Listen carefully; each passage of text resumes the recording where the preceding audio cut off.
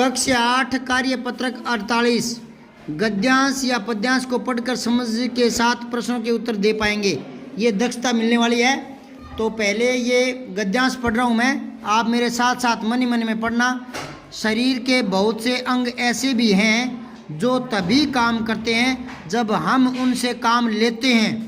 इन अंगों की गति मांसपेशियों के द्वारा होती है।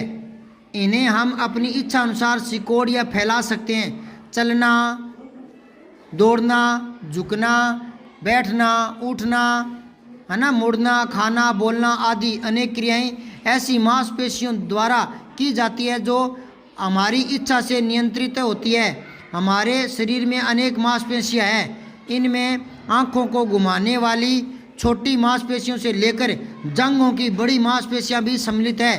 पैर की जो है ना हड्डियाँ वो और ही बड़ी है, मांसपेशियां उसकी और बड़ी है, और आँखों की मांसपेशियां और ही छोटी है। बहुत बारीक, बाल से भी बारीक धागे की तरह बहुत होती है, सैकड़ों, ठीक है ना, आँखों में, ठीक है। ये मांसपेशियां तभी तक सशक्त शक्तिशाली होती है और समर्थ बनी रहती है जब तक इनसे काम लिया जाता है। अगर आप किसी अंग से काम नहीं लोगे तो वो निर्बल होगा, कमज़ोर होगा। आपने देखा होगा जिम में जाते हैं तो वजन उठाते हैं तो उनका शरीर गठीला हो जाता है ना। जिम वालों का शरीर अलग ही होता है, 6 पैक बोलते हैं कई, है ना। तो वो शरीर को जैसे काम में लेते हैं वैसे उसके अंग बन जाते हैं। अगर आप कोई काम नहीं करोगे तो आपका शरीर ढीला ढाला रहेगा, ठीक है। इसलिए जो खेत में किसान काम करते हैं रात दिन, उनको योगा करने की जरूरत नहीं होती, जिम में जाने की जरूरत नहीं होती, और उनके हाथ में इतनी ताकत होती है। जो रात दिन बैठे रहते हैं ना बड़े बड़े सेठ लोग, एक झापड़ अगर वो किसान ठोक देना उसके 3 दिन तक चक्कर आए उसे, ठीक है, क्योंकि उनके जान होती है हड्डियों में, क्योंकि वो रात दिन मेहनत करते हैं, काम करते हैं। तो शरीर को जितना ज़्यादा वर्जिश कराएंगे उतनी मांसपेशियां मजबूत होगी। अब पहला प्रश्न देखो, नीचे दिए गए प्रश्नों के सही उत्तर पर सही का निशान लगाना है। अंगों की गति किसके द्वारा होती है? मांसपेशियों द्वारा। हम अपनी इच्छा अनुसार किसे सिकोड़ या फैला सकते हैं? मांसपेशियों को। मांसपेशियों द्वारा कौन सी क्रियाएं की जाती है? चलना, दौड़ना, झुकना, उठना, सभी, ठीक है। नीचे दिए, अच्छा ये सारी इच्छाओं से होती है। कैसे? अगर मेरी इच्छा है कि मैं ये चश्मा उठाऊं तो मैं उठा लूंगा, उठ जाएगी। इच्छा नहीं है तो मैं नहीं उठाऊंगा, नहीं उठेगी। नहीं समझे क्या? अब आगे देखो, दिए गए प्रश्नों के उत्तर 1 या 2 लाइन में देना है, ठीक है। शरीर में कौन कौन सी क्रियाएं नियंत्रित और अनियंत्रित होती है? लिखो, नियंत्रित क्रियाएं कौन सी है और अनियंत्रित कौन सी है। तो पहले बताओ जो नियंत्रित हो, चलना, पढ़ना, उठना, बहुत सारी क्रियाएं, ठीक है ना। अच्छा, अनियंत्रित, जो आप नियंत्रित नहीं कर सकते, एक तो सांस लेना, एक पलकें झपकाना, आपके बस में है क्या? वो तो अपने आप झपकती रहती है ना, झपकती रहती है कि नहीं झपकती रहती? तो पलकें झपकना,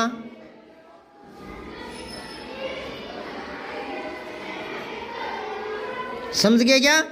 इससे बहुत सारी गतिविधियां होती है। हमें योगासन भी करना चाहिए। क्यों करना चाहिए ना? क्यों? क्योंकि मांसपेशियां मजबूत बनती है, शरीर बलिष्ठ बनता है, खाना पीना पचता है, ठीक है ना। लिखो, मांसपेशियां क्या होती है? मजबूत होती है, मजबूत बनती है, स्वास्थ्य उत्तम रहता है, स्वास्थ्य उत्तम रहता है। अब देखो इधर स्वास्थ्य, आधा से, ठीक है, वाह, फिर आधा से और आधा ही थे, आधा से और आधा थे, फिर ये 2 अक्षर एक साथ आधे आते हैं। स्वास्थ्य उत्तम में आधा थे और आता है, उत्तम रहता है। अब देखो तीसरा, वाक्यों में से विशेषण शब्द छांटना है। ये वाक्य दिए, विशेषण जो संज्ञा से पहले आते हैं संज्ञा की विशेषता बताते हैं। तो देखो, मुझे सफ़ेद घोड़ा, तो घोड़ा संज्ञा शब्द है, कोई जानवर का नाम है ना, और नाम को क्या कहते हैं? संज्ञा। तो इससे पहले क्या आ गया? सफ़ेद। तो इसको अंडरलाइन कर लो, आगे लिख लो, सफ़ेद, ठीक है। अच्छा क्या है बेटा? हाँ, वेरी गुड, क्या बात, तालीम जाओ इसके लिए। और अगर मैं यूं लिख देता, अच्छा पहले यूं लिख देता, मुझे अच्छा घोड़ा पालना है या अच्छा घोड़ा चाहिए, तो फिर ये अच्छा घोड़े की विशेषता बताता, फिर ये विशेषण बन जाता। अब वो कह रहे लगता है, और कैसा लगता है, अच्छा लगता है, तो ये क्रिया के संबंध में आ गया। अब तो ये क्रिया विशेषण, ये छोटी बात नहीं होती। आपको तो 48-50 करवा दिए, इसलिए ये सरल लगने लग गए। अब नहीं समझे क्या? अब आगे देखो, हलवाई ने 10 किलो लड्डू बनाए, तो विशेषण बताना है 10 किलो। 10 किलो ये कौन सा विशेषण है? 10 किलो संख्या नहीं बेटा, परिमाण है। बताओ क्यों? बताओ क्यों? आपने 10 समझ लिया है ना, तो आपने सोचा गिनती होगी, संख्यावाचक होगा। देखो लड्डू गिने नहीं जाते, तोले जाते हैं, और तोलने वाली चीजों को परिमाप कहते हैं। नहीं समझे क्या? अब मैं कहूं 2 लीटर दूध, तो बेटा आप तो 2 देखकर संख्या थोड़ी कह दोगे। दूध गिना जाता है क्या? 1 दूध, 2 दूध, 3? हाँ, तो फिर वो परिमाण में आ जाता है। लड्डू गिनते हैं या तोलते हैं? दुकान पर जाकर लड्डू लाओगे तो यूं कहोगे क्या, मुझे 3 लड्डू दो, या यूं कहोगे 3 किलो लड्डू दो? हाँ, तो परिमाण है। और परिमाण कौन सा? निश्चित है। 10 किलो निश्चित है। अगर यूं आए मुझे कुछ लड्डू दो, तो अनिश्चित है। ये परिमाणवाचक है, परिमाणवाचक है, विशेषण है। समझ में आई कि मेरे पीछे ऐसे यहां भर रहे हो? सही बात है क्या? बच्चे एकदम एक्यूरेट है। अब देखो अगला, मुझे लाल गुलाब पसंद है, तो लाल गुलाब, गुलाब से पहले आ गया ना? अच्छा छूट गया, लिखते हैं। चलो ये लिख लो पहले, लाल। ये क्या क्या? गुणवाचक विशेषण है, गुणवाचक है विशेषण। अच्छा, पिताजी कुछ खिलौने लेकर आए हैं, तो खिलौने से पहले कुछ आ गया ना? कुछ कौन सा है? खिलौने तो गिन सकते हैं ना, खिलौने तो गिन सकते हैं ना, तो ये कुछ आ गया, संख्यावाचक है।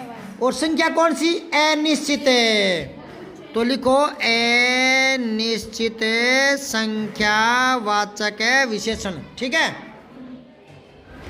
अब आओ, कोटा के दशहरे के मेले में बहुत भीड़ थी, तो भीड़ से पहले आ गया ना बहुत है, आ गया ना? और भीड़ से पहले आया तो ये विशेषण हो गया, भीड़ बहुत है। अब कौन सा विशेषण है बताओ? गुण कैसे? भीड़, भीड़ को गिन नहीं सकते क्या? लोगों को, तो अनिश्चित संख्यावाचक है, अनिश्चित संख्यावाचक है। ठीक है ना? भीड़ को कोई तोलते हो गया? अब आदमी इकट्ठे हो गए बहुत सारे, तो आदमियों को तोलोगे क्या? तो परिमाण तो हो नहीं सकता, और गुण हो नहीं सकता, और संकेत हो नहीं सकता, तो फिर एक ही बच गया, 4 ही होते हैं विशेषण।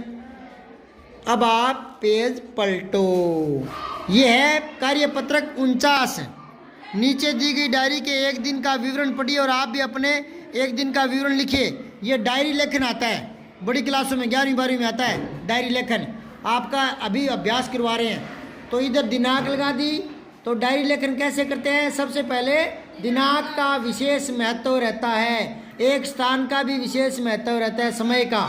ठीक है ना? तो ये डायरी लेखन में आती है सारी चीज़ें। अब देखो, आज का किसी ने लिखा है, वैसे आप भी लिखना। एक दिन, कल का लिख देना, या आज का लिख देना, या परसों का लिख देना। आज का दिन उत्साह और खुशी का था। 45 दिन की छुट्टी के बाद मैं अपने दोस्तों के साथ स्कूल पहुंचा। आज हम नई कक्षा 8 में बैठने वाले थे, इसलिए सभी दोस्त खुशी से फूले नहीं समा रहे थे। 45 दिन मतलब 1.5 महीने की छुट्टियाँ होती है ना, फिर नई कक्षा में गए। दिनों की बोरियत के बाद दोस्तों के साथ मिलकर बहुत सारी बातें की। स्कूल पहुंचकर सभी गुरुजनों को प्रणाम किया, और हमारे नए कक्षा भी बदल जाती है ना फिर, कि 10th यहाँ बैठेगी, 9th यहाँ बैठेगी, है ना? तो नए कक्ष में पहुँचे।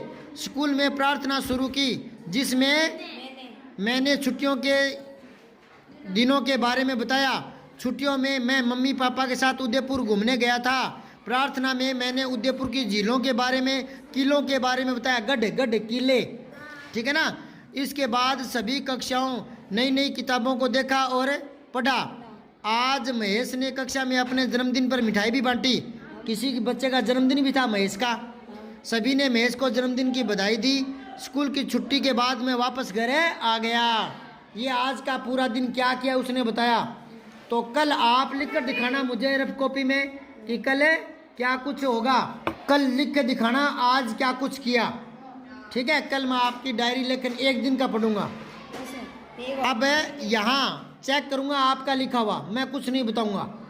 आपने दिन में क्या किया, क्या नया अनुभव हुआ, किससे मिले, ठीक है, ये आपको करके लाना है। अच्छा, एक पहेली हो रहा है, किसी के ध्यान में आए तो बताना। पास पास दो बहनें रहती, एक दूसरे से कुछ न कहती, एक दूसरे को देखना चाहे बिना आईना देख न पाए। आंखें। क्या? ये दोनों बहनें हैं, पास पास रहती है पर एक दूसरे को नहीं देख पाती। समझ गए? और 50वां करेंगे